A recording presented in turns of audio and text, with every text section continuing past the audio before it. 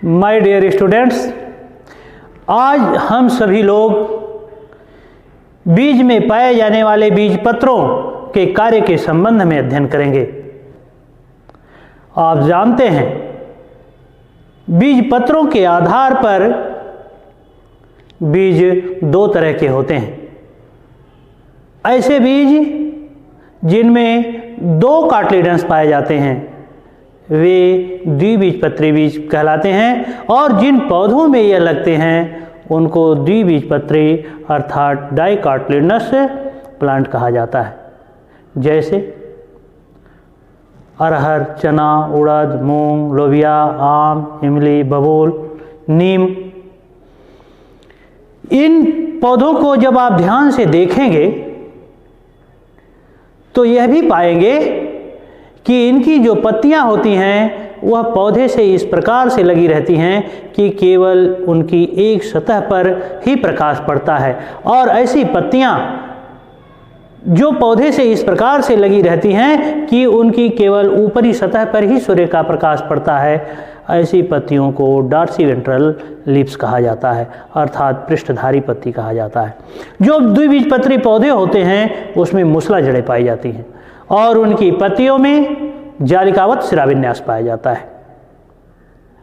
परंतु दूसरे इस प्रकार के पौधे भी आप देखते हैं जिनमें अपस्थानिक जड़ें पाई जाती हैं, जिनकी पत्तियों में समानांतर शिराविन्यास पाया जाता है और उनकी पत्तियां पौधे से इस प्रकार से लगी रहती हैं कि उनकी दोनों सतहों पर सूर्य का प्रकाश पड़ता है, और ऐसी पत्तियां जो पौधे से इस प्रकार से लगी हों कि उनकी दोनों सतहों पर सूर्य का प्रकाश पड़े, ऐसी पत्तियों को आइसोबायलैटरल लीव्स अर्थात समद्विपार्श्वी पत्ती कहा जाता है। एडवेंटिशियस रूट्स पत्तियों में समानांतर शिराविन्यास और पौधों में पाई जाने वाली अपस्थानिक जड़ें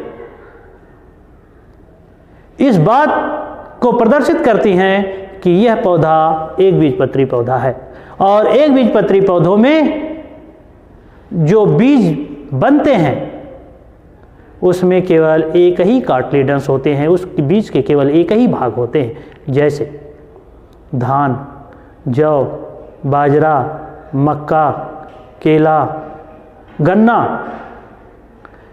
इन जो पौधों को आप देखते हैं तो उसके बीज में एक ही बीज पत्र पाए जाते हैं। चाहे एक बीजपत्री पौधा हो, चाहे द्विबीजपत्री पौधा हो, चाहे एक बीजपत्री बीज हो अथवा द्विबीजपत्री बीज हो, हम बात कर रहे हैं इस वीडियो में कि उन बीज पत्रों के क्या कार्य होते हैं। प्रीवियस वीडियो में हमने इस बात का जिक्र किया है कि बीजों में जो बीज पत्र होते हैं वह भोज्य पदार्थों का संचय करते हैं, लेकिन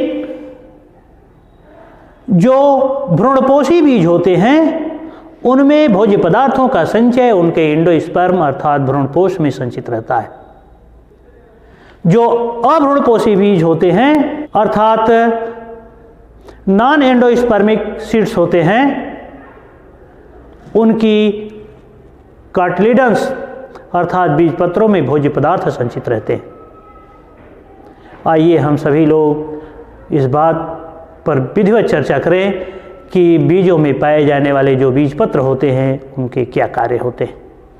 हमने अभी आपको बताया कि जो बीज पत्र होते हैं उनमें भोज्य पदार्थ संचित रहते हैं, और यह संचित भोज्य पदार्थ जंतुओं के काम के तो होते ही होते हैं, पौधों के अंकुरण के समय यह बहुत ही अहम रोल निभाते हैं। नॉन एंडोस्पर्मिक सीड्स अर्थात अभ्रूणपोषी बीजों में बीज पत्रों में भोज्य पदार्थ संचित रहते हैं। अंकुरण के समय विकसित हो रहे प्रांकुर और मूलांकुर को यह बीज पत्र अपने में संचित भोज्य पदार्थ को उस प्लूमुल्स और रेडिकल्स अर्थात परांकुर और मूलांकुर को प्रोवाइड करते हैं, जिसके कारण उसकी वृद्धि होती है, उसका विकास होता है। जैसे चना, मटर, अरहर, सेम और सूरजमुखी, यह नॉन एंडोस्पर्मिक सीड्स होते हैं। इनके बीज पत्रों में संचित भोज्य पदार्थ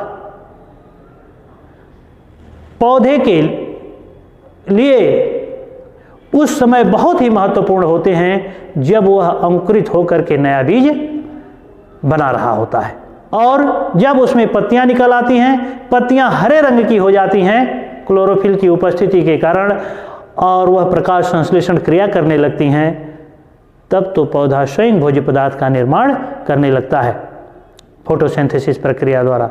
तब तक इन बीज पत्रों में संचित भोज्य पदार्थ भी लगभग समाप्त हो जाता है और यह बीज पत्र सूख करके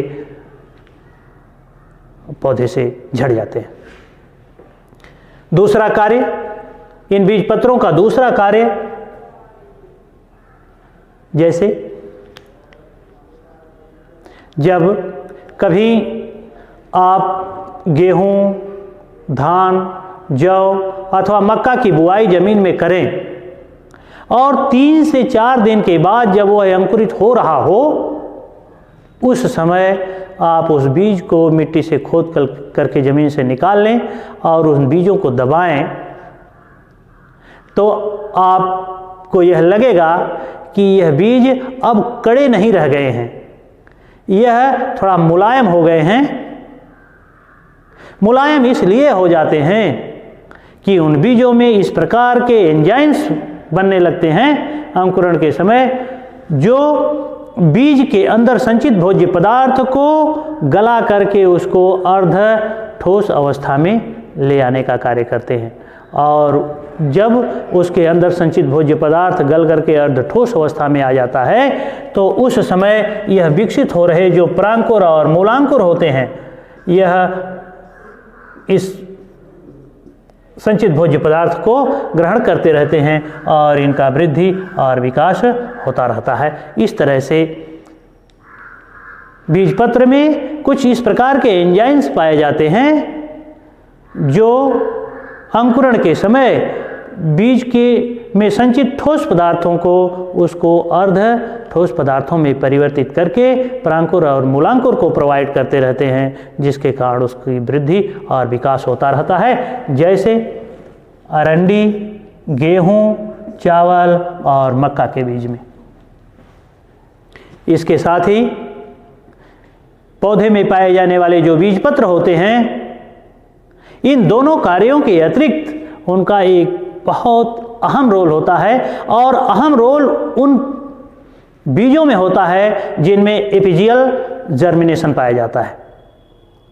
बहुत सारे बीजों को आप जमीन में बोते होंगे, खेती करते होंगे, उस समय आप देखेंगे कि जब आप बीजों को बोते हैं तो उसमें से कुछ पौधों के बीज ऐसे होते हैं जो अंकुरण के समय जमीन से बाहर निकल आते हैं।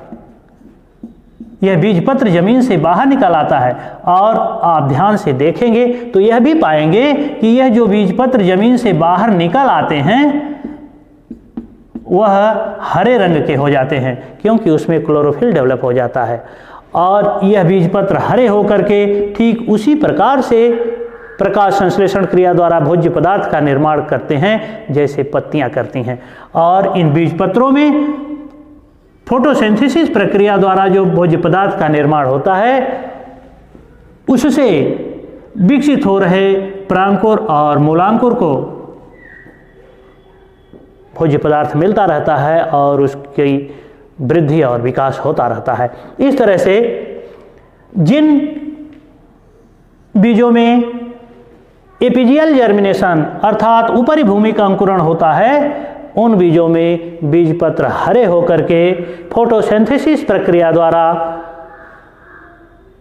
भोजन का निर्माण ठीक उसी प्रकार से करते हैं जैसे हरे पौधों में पत्तियां करती हैं। जैसे सेम, अरंडी, कद्दू और नीम तथा इमली के बीजों में एपिजियल जर्मिनेशन होता है और अंकुरण के समय यह बीजपत्र भूमि से ऊपर निकल करके हरे होकर के फोटोसिंथेसिस प्रक्रिया द्वारा भोज्य पदार्थ का निर्माण करते रहते हैं। मेरे कहने का तात्पर्य यह है कि एपिजियल जर्मिनेशन करने वाले सीड्स में बीज फोटोसिंथेसिस प्रक्रिया द्वारा भोज्य पदार्थ का निर्माण करते हैं। इसके अतिरिक्त अंकुरण के समय विकसित हो रहे इन नवांकुरों अर्थात प्रांकुर और मूलांकुर की सुरक्षा करना भी बीज पत्र का कार्य होता है। जब बीज अंकुरित होते हैं उस समय जो इसकी एपिकोटाइल से प्रांकुर विकसित होते हैं, यही प्रांकुर आगे चल करके उसका तना बनाते हैं। हाइपोकोटाइल से जो मूलांकुर विकसित होते हैं, यही मूलांकुर आगे चल करके इसकी जड़ और जड़ तंत्र बनाते हैं। और जब बीज अंकुरित हो रहा होता है उस समय इन प्रांकुर और मूलांकुर की सुरक्षा करना बीज पत्रों का महत्वपूर्ण कार्य होता है। इस तरह से हमने आपको बीज पत्र के कार्यों के संबंध में विस्तृत रूप से बताया। आप सभी लोग मेरे YouTube चैनल को सब्सक्राइब करें, अपने दोस्तों में अधिक से अधिक शेयर करें और बेल आइकन भी प्रेस कर लें ताकि इसका नोटिफिकेशन आप तक प्रतिदिन पहुंचता रहे। आप सभी को बहुत बहुत धन्यवाद।